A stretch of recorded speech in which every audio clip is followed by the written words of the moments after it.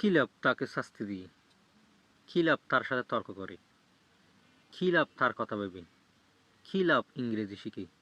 এই ধরনের বাক্যগুলো আমরা কিভাবে ইংরেজিতে বলবো সেটা আজকে দেখে নেওয়া যাক। কী লাভ তাকে শাস্তি দিয়ে, what is the point to punish him. কী লাভ তার সাথে তর্ক করে, what is the point to argue with him. কী লাভ ইংরেজি শিখে, what is the point to learn English. কী লাভ সেখানে গিয়ে, what is the point to go দেয়ার।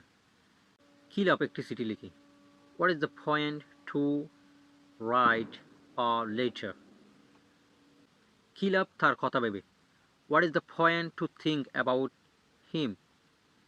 তাহলে আমরা just what is the point to এর ফলে প্লাস B1 বসাবো, তারপর এক্সটেনশন বসিয়ে আমরা হাজার হাজার বাক্য তৈরি করতে পারি। ধন্যবাদ সবাইকে ভিডিওটি পুরোপুরি দেখার জন্য।